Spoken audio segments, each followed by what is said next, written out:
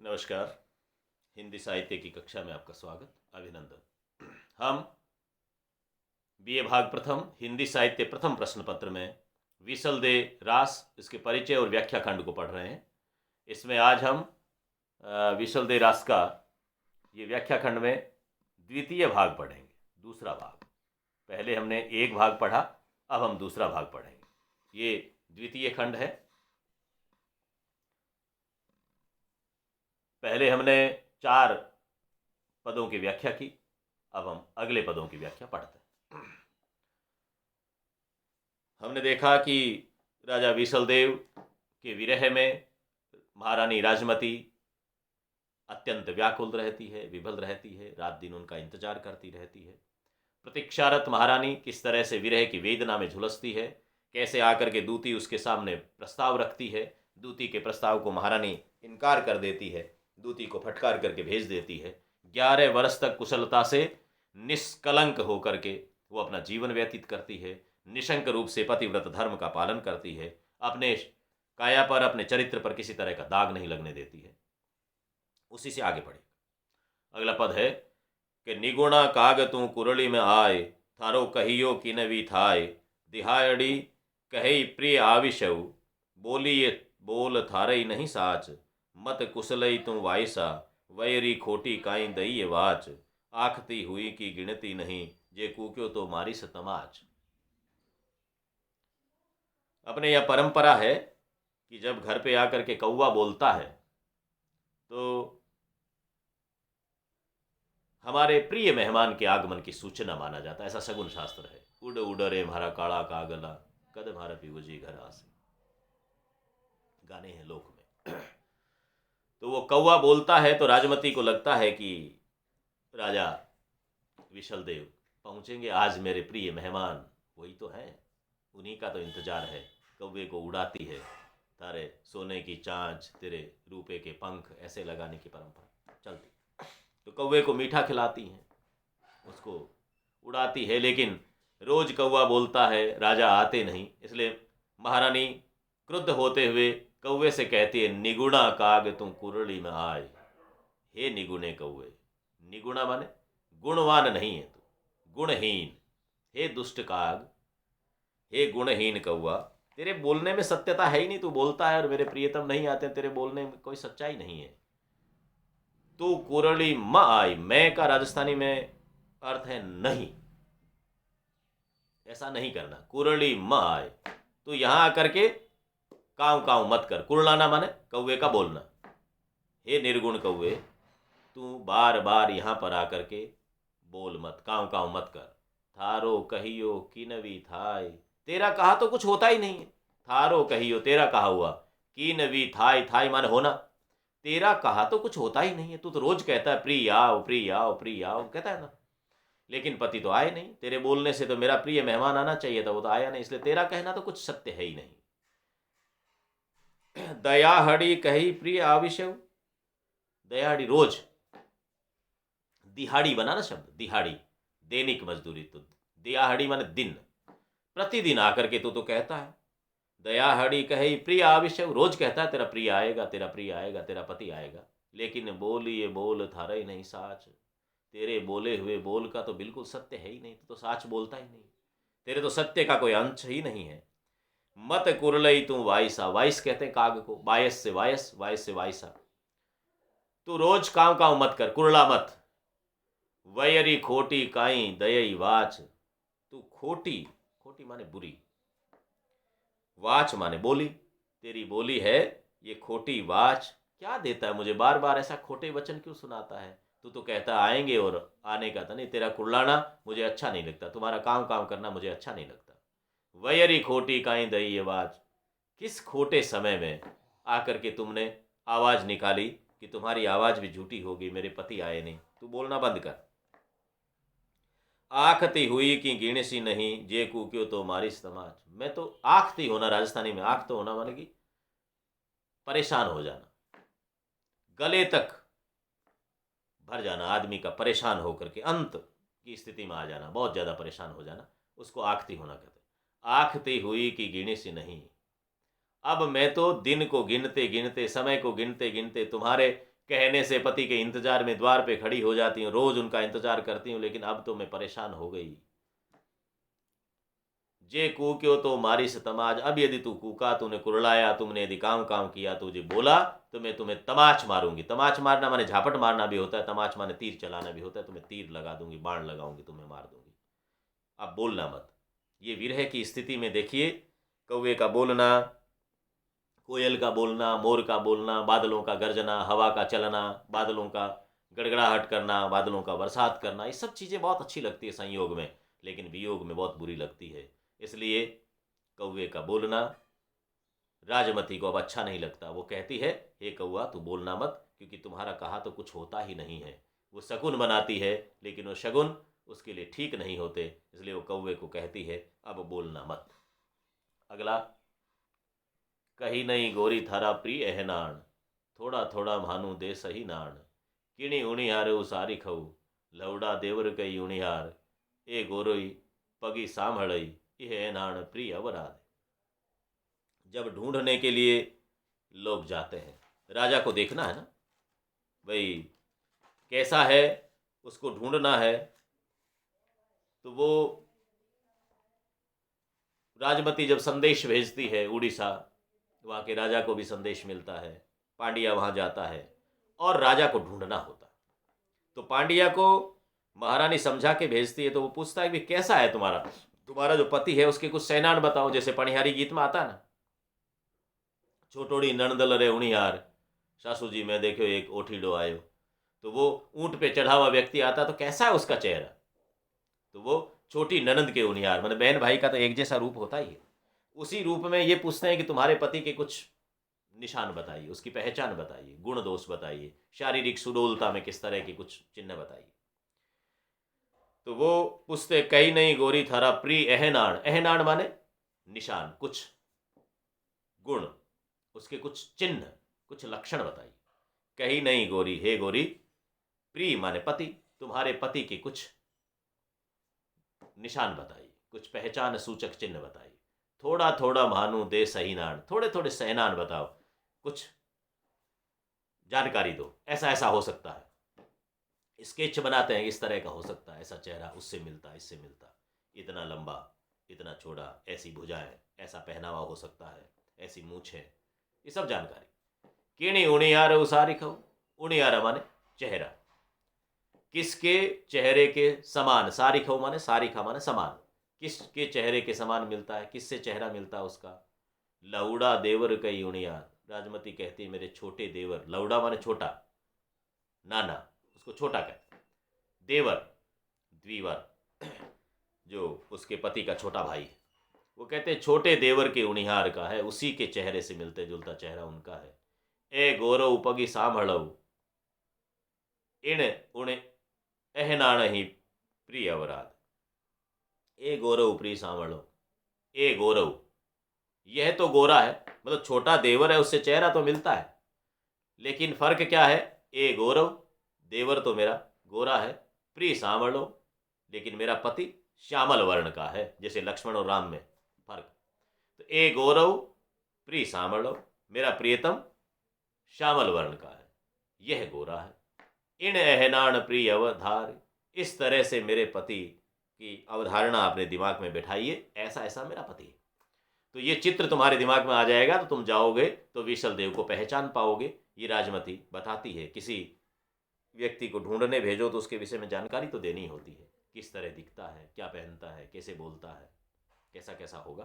तो अनजान व्यक्ति को ढूंढने में भी ये चीज़ें सहायक होती है। तो राजमती पांड्या को, अन्य लोगों को, उड़ीसा के राजा को इस तरह की जानकारी देती है। अगला, इसी जानकारी में अगला छंद है। बरस 32 हो बाड़ई वेश, दंत कबाड़िया कुरलित केश, हाट शेरी विच जोई जो, कई तुम जोई जो राज दुआर, कई पंड्या कई हाट मई, कई सूंघा सुरैया की साड़, ये ठोड़े फिर जोई जो, छानऊ नहीं राजा सही भरवाड़। रानी राजमती कहती है कि हे ढूंढने वालों, हे शोध करने वालों, हे मेरे पति को ढूंढने वाले लोगों, हे पंड्या, आप सब लोग ये ध्यान करना, बरस 32 हो बाड़ई वेश, 32 वर्ष की उम्र, लेकिन बाड़ई वेश जवान लग रहा है, वाल्हा सुंदर, दंत कबाड़िया कुरलित केश, सुंदर दांत है, कुंडल वाले घुंघराले केश हैं। हाट शेरी विच जोई जो, हाटों के शहर में, हाट माने दुकान कहते हैं, बाजार में देखना बड़ा शौकीन है, इसलिए बाजार में घूमते हुए मिलेगा, वहां मिल सकता है।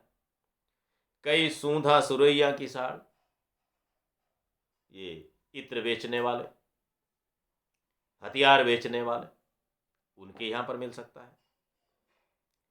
ये ठोड़े फिर जोई जो, छानव नहीं राजा सही भरवाड़। इन जगहों पर आप देखोगे तो वो राजा, छानव माने छुपना, नहीं माने छुपेगा नहीं।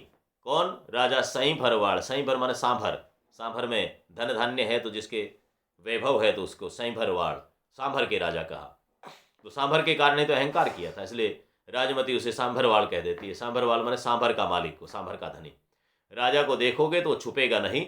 इन जगह पे देखोगे, ये मैंने ऐनान सैनान बताए हैं, यानी उसकी जानकारी, उसके लक्षण गुण बताए हैं। ऐसा ऐसा दिखता है, ये चेहरा है, ये उसके शारीरिक सुडोलता, उन सब की जानकारी देते हुए कहती है उनको ढूंढिएगा तो वो मिल जाएंगे। अगला पद देखिए।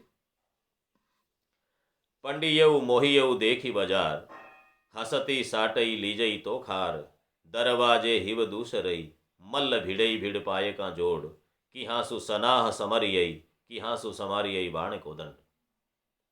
जब पंडित उड़ीसा पहुंचता है, वहां जाकर के बाजार में घूमता है, तो पंडियऊ मोहियऊ देखी बाजार, पंडित वहां के बाजार को देख करके मोहित हो गया, मोहियऊ मोहित हो गया, मुग्ध हो गया। बाजार को देखना, चारों तरफ की चीजों को देख करके, जिस तरह से सुदामा चरित्र में सुदामा जी द्वारिका पहुंचते हैं तो वहां पर दृष्टि चकाचौंद भई ये कते, दृष्टि चकाचौंद भई देख सुवर्ण ये कते सरस एक द्वारिका के भवन है। द्वारिका को देखा तो स्वर्ण के वो बने हुए महल, सुदामा आश्चर्यचकित हो गया। उसी तरह से ये पंडित जब उड़ीसा के बाजार में पहुंचता है तो बाजार की सब चीजों को देख करके मोहित हो जाता, मुग्ध हो जाता। हसती साटई ले जई तोखार, हाथी दे करके लोग घोड़े खरीद रहे, घोड़ों का शौक है वहां पर। साटई माने सौदा करके, साटे माने उसके सट्टे में, उसके बराबर में, ये दे करके। हसती साटई लीजे तोखार, सौदे में। दरवाजे हिव दूसरे, दूसरे दरवाजे पर जाता है। दूसरे दरवाजे पर क्या देखता है? मल्ल भिड़ई भिड़ पाए का जोड़, वहां पर मल्ल युद्ध हो रहा, एक दूसरे से जोड़ करके भुजाएं बाहुबल के साथ में मल्ल लड़ रहे हैं, मल्ल युद्ध हो रहा है। अरे वाह, बाजार को देखा तो वो मुग्ध करने वाला। अब योद्धाओं का मल्ल का युद्ध देखा तो वो एक से बड़े योद्धा लड़ रहे हैं, वहां देखता है कि कहीं मेरा राजा मिल जाए। कि यहाँ सनाह संहारियो, सना बख्तर कवच, कहीं पर वो। कि हाँ सुसमारी बाण कोदंड, कहीं पर बाण और धनुष, कोदंड माने धनुष, वो संभाले हुए लोग खड़े हैं। चारों तरफ देखता है, वहीं पर जिसे देखे वही मुग्ध करता है। पंड्या देखता है, वाह क्या देश है, सब चीजें सुंदर है, मोहित करने वाली है, लेकिन मेरा राजा कहाँ मिलेगा, ये वो देखना चाहता है, जानना चाहता है। आगे बढ़ता है और काव्य बड़ी सुरमता के साथ में एक से बढ़ करके एक वर्णन कवि नरपति नाहल करता है। और वो आगे बढ़ते हुए अगला जो पद है, बात सुनी राजा अधिक उल्लास, राजा ने बड़े उल्लास के साथ में बात सुनी है। वो बात सुनते हुए वर्णन करता है। बात सुनी राजा अधिक उल्लास, विषल दे चढ़ियो वेगी व्रहास, साबती सेन साथई करी, तथकिन आवियो राज दुआर, नीलवटे नूर सोइय घड़ऊ, मेल मेली तठई देखण चाह, मस्तकी वासेउ केवड़ऊ, तेउ राजा तठई राजा गृह माय। बात सुनी राजा अधिक उल्लास। अब पंडिया राजा विशल देव के पास में पहुंच गया। हमने कथा वस्तु में पढ़ा था, वो ढूंढते ढूंढाते 7 महीने से अजमेर से उड़ीसा पहुंचा, और उसके बाद में ढूंढते ढूंढाते बाजार में गया, महल में गया, इधर उधर दुकानों पे गया, बाग में गया, बगीचों में गया, सब जगह देखा, दूसरे लोगों से मिला। अंत तो गत्वा वो राजा विशल देव से मिलता है और जाकर के महारानी का संदेश विशल देव को देता है। बात सुनी राजा अधिक उल्लसित हुए राजा। विशल दे चढ़ियो वेगी व्रहास। विशल देव जल्दी से घोड़े पर चढ़ता है और कहता है अजमेर चलना है। रानी का संदेश पहुंचते ही उसको पीछे की स्थितियां याद आती है। होता क्या है, जब व्यक्ति घर से निकल जाता है तो आगे निकलने के बाद में पीछे मुड़ के देखता नहीं। लालच लाग्यो बाणियों चूंटी लागी गाय, राम करे तो बावड़े नहीं आघड़ो ही जाए। राजस्थानी में ऐसे बहुत से दोहे। राजा भी चल दिया तो दूसरों को याद ही नहीं किया, वह पीछे वालों को याद नहीं किया। इसलिए अब जब राजमती का संदेश उसके पास पहुंचा तो एकदम से उसको पुनः उन स्मृतियों का अभियान हुआ, भान में आई वो चीज़ें। अरे मैं किसको छोड़ के आया हूँ, वो राजमती मेरी महारानी, वो सुंदरी मेरे विरह में झूर रही होगी, मैंने तो पीछे मुड़ के ही नहीं देखा। 12 वर्ष बीत गए। इसलिए महारानी का संदेश पढ़ा, पंड्या की बात सुनी राजा अधिक उल्लसित हो गया, खुश हुआ, प्रसन्न हुआ। विशल दे चढ़ियो वेग विप्रहास, और बात सुनते ही घोड़े पर चढ़ा, चलिए अजमेर जाऊंगा। साबती सेन साथ ही करी, अपने साथ में सेना को लिया। तत्क्षण आवियो राजद्वार, तत्क्षण राजद्वार में आकर के और राजा से, उड़ीसा के राजा से कहा कि मुझे आज्ञा दें, मुझे अजमेर जाना है। नीलवटे नूर सोही घणव, मेल मेली तठई देखने चाहे। वहां पर नूर जो राजा के चेहरे पर नूर है, ओज है, चमक है, तेज है, उसे देखना चाहते हैं सब। और उसे उड़ीसा के राजा की महारानी भी देखना चाहती है। कथा वस्तु में हमने देखा था। रोकना चाहते हैं लोग, लेकिन वो रुकता नहीं है। सब देखना चाहते हैं। मस्तकी वासई केवड़ो, और उसके केवड़े की खुशबू। तेड़ राजा तठई राजा गृह माए, वहाँ पर राजा के गृह में, राजद्वार में जाते हैं तो कैसी कैसी खुशबू आती है उस राजा के। यहाँ पर विशल देव उड़ीसा के राजा को जाकर के कहते हैं कि मुझे जाना है, मुझे अजमेर जाना है, और वो तुम मुझे भेजिएगा।